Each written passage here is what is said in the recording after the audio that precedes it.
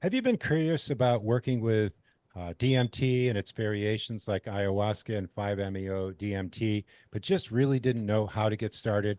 Well, I've got somebody with me today, Sean Ryan, who is very experienced and knowledgeable in this area. And we're going to dig in a little while here and talk about that. So, this is Eddie with a Mindful Emergence, where Margaret and I offer mindfulness, movement, and breathing practices for your spiritual transformation and healing.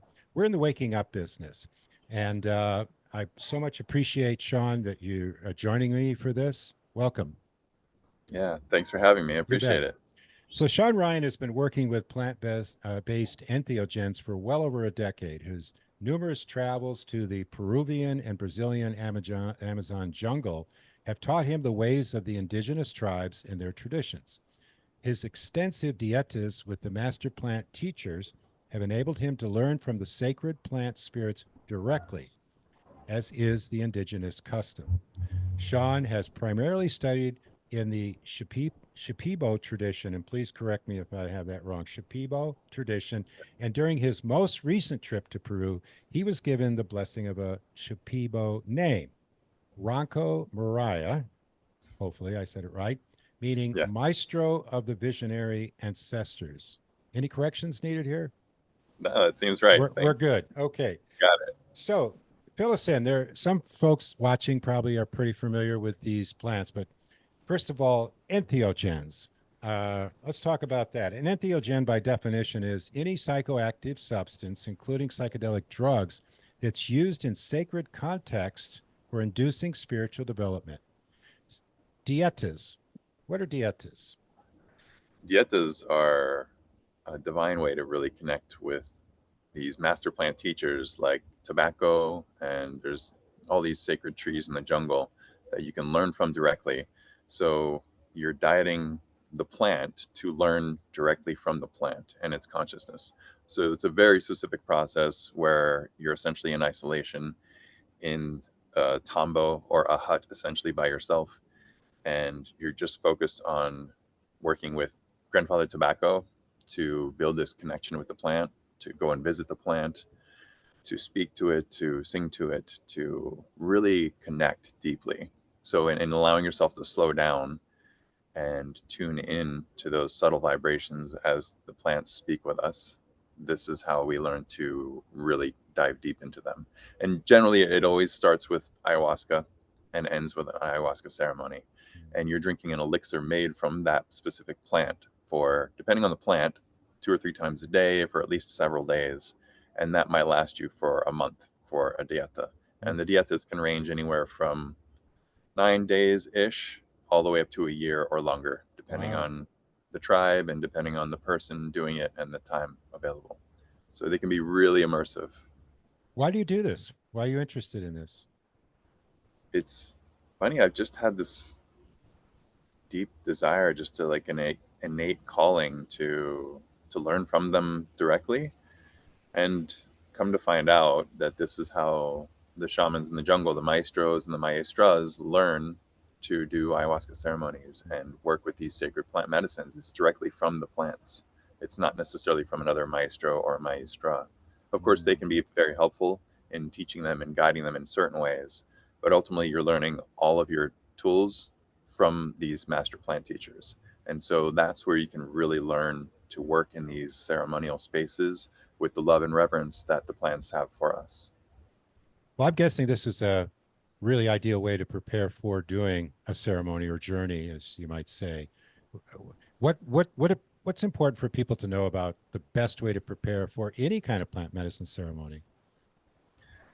The best way, there is the difference between like a master plant dieta and then a preparatory dieta for just like sitting with ayahuasca or any other sacred plants. So a preparatory dieta or diet is really just shifting your eating habits so that they're really clean and essentially plant based. So ideally for preparation, one would do like a green juice detox. And you might want to tune in with your doctor and see, where things are at, your medical practitioner, to see where that's at, or if there's anything you can do to support that. But something as simple as that for someone's healthy enough doing like a 7-day juice fast, green juice fast would be really fantastic. And then also just there's specific things like 24 hours before, no salt if you're going to be doing ayahuasca, and just some people will fast or eat very little the day of the ceremony, and really just being a mindful of all that you're taking in. So the dieta or the preparatory diet is not just what we're ingesting, it's also what we're ingesting from the world energetically, spiritually, the people we're around, being in large groups. It just becomes a whole mindfulness practice in everything that we're allowing to come into our space and to subject ourselves to. Safe to say this is not for everyone. No, not necessarily. It definitely takes some commitment, some discipline, and the desire to actually work through whatever may pop up in Right. ceremony, which can be a lot. So ayahuasca is very often referred to as grandmother. Yes. And I've had experience sitting with her, and it was tough. I've found it more challenging than some other medicines, and that's not unusual, is it? So, what are the expectations that people should have, or might have, or be aware of if they're going to do an entheogenic ceremony? Well, particularly with ayahuasca, yeah, it's best to really just go into that space. The more work you do in preparation, as far as really adhering to the preparation for at least a couple of weeks and being mindful, tuning in, maybe meditating, doing yoga, kind of allowing yourself to soften and just really tune into what you need and give yourself that space to just get into a healing place where you feel completely safe and ready to dive in to your soul. And Mm-hmm. the big thing for that is letting go of all expectations and Yeah. surrender. And Yeah. especially if you've heard anything around it, and going online and researching, especially around medicines like ayahuasca, is Mm-hmm. probably one of the worst things you can do nowadays. I would always recommend checking in with your facilitator or the shaman, and hopefully they will have a document or something along those lines that might be helpful to Mm-hmm. kind of tune you into what will be ideal in that space. But ultimately, it's really just about surrender. That is, I would say, the biggest tool, Mm-hmm. and trusting the process. Because once you commit to doing a ceremony, especially something like ayahuasca, everything that happens in your life begins to unfold just in the divine orchestration as what is needed for you to do your work and to pave the way for you to do your work. We just have to get out of the way. Yeah, totally. You have to do the work. I know. So That's a big part. ayahuasca, when I consumed it, it was a thick, not terribly tasty, but drink. And then I had a very different experience smoking DMT, which came from a lab. And then there's 5-MeO, which is the toad. So take just a minute, explain the differences. Yeah. I mean, that's a very good point, and I think begs a need for clarity. So yeah, DMT is generally just the medicine that we all probably are relatively aware of, that we have in our pineal glands and that we secrete, especially in large doses, like when we're born and when we're about to die. And then it can be in large doses when we're doing sacred medicine ceremonies, especially with ayahuasca.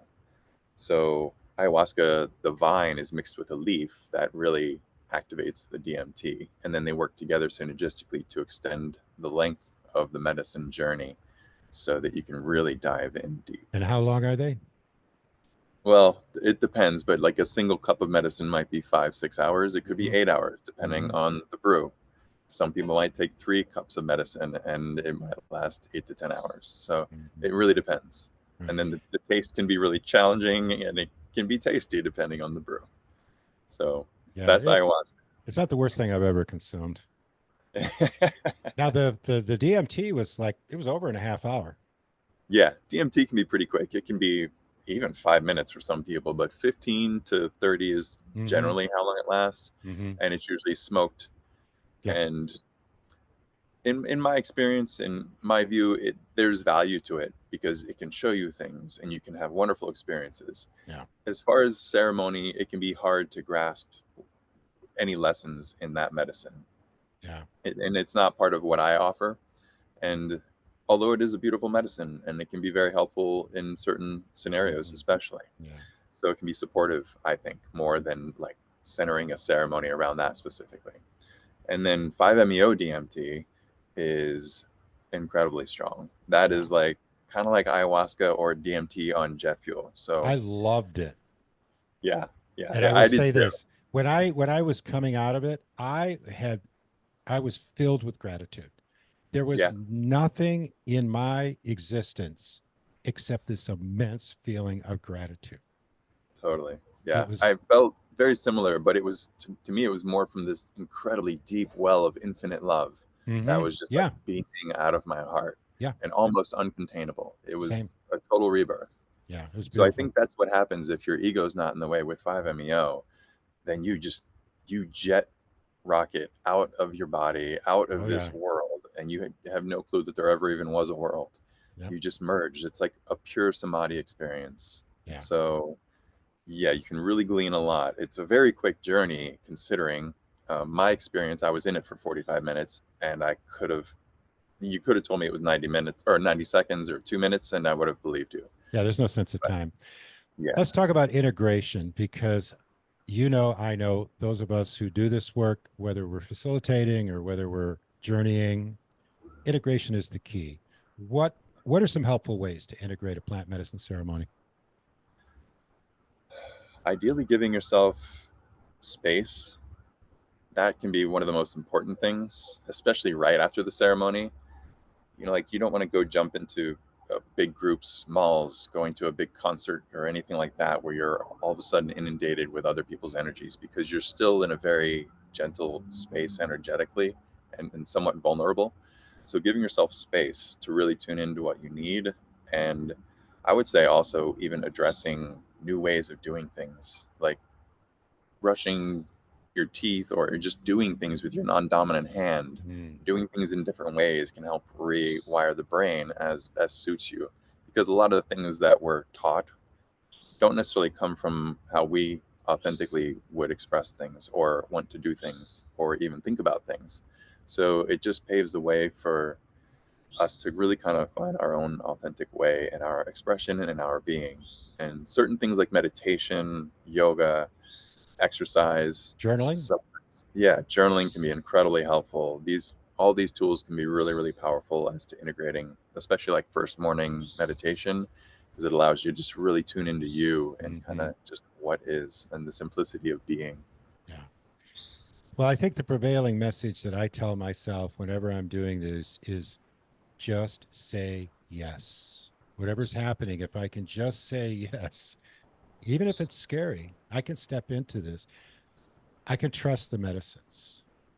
Yeah, And I always make sure, okay, I'm prepared well. I've got a really great setting. I'm safe. I'm supported. I'll just say yes. totally. And that's a huge part of this too, is making sure that you feel safe with your Mhm. facilitator or the Oh yeah. shaman, that there's a resonance there, of course, because that, of course, paves the way for the work to happen. All right. And then also following up with that in the integration, making sure that you're in alignment with what is best for you to feel in that space as well, to continue to integrate everything that you learned and gleaned. Well, let me just say this, and I don't lean towards the negative generally, but people need to know that there are people out there masquerading in doing this, providing this service. And so it's very important that you vet who you're going to work with very carefully. I wouldn't go to somebody unless I got a referral from somebody who sat with him. That's kind of my Yeah. policy, Yeah. Yeah. And or then somebody I also, trust. right. Somebody you trust for sure. Hmm. And then even if it's somebody who's referred to you, definitely connecting with them Hmm. and making sure that there is a resonance there. Oh, I want a And I've shared this preparation with people. call. Yeah, exactly. And I've shared this with people before, that even if you've invested money Yeah, and then for some reason you show up and you're just meeting them for the first time and it's off, it's better to just walk away exactly. than to subject That yourself is to that. one thing you don't want to step into that arena when things are feeling off. That is Right. not a good idea. How can people get a hold of you, especially if they want to do some work with you, Sean? Best way is probably on my website, divineguidance.me, and my email. you can email me through there, or just Sean, SHAUN, at divineguidance.me. That's a great way. And this information will be in the description that comes along with this video. So folks, if you didn't have a pen handy, just scroll down in the description and you'll see all this, and you can reach out to Sean. So Sean Ryan, thank you so much. I will say this, I know you're a relatively new addition to this area. Welcome to Asheville. I think you're really providing a lot for people in terms of their wanting to heal and transform. So thank you for that. Thank you. Yeah, I appreciate you, Eddie. And thanks to you who watched. If you like the video, give us a thumbs up. We love comments. So if you've had experience, put something in there. If you have a question for Sean and you're unable to reach him directly, just drop the comment in there and I'll forward it on to him so he can contact you. But if you like this kind of video, you can also subscribe, because I've got other videos coming out talking about this kind of thing. So thanks for watching, and we'll see you next time.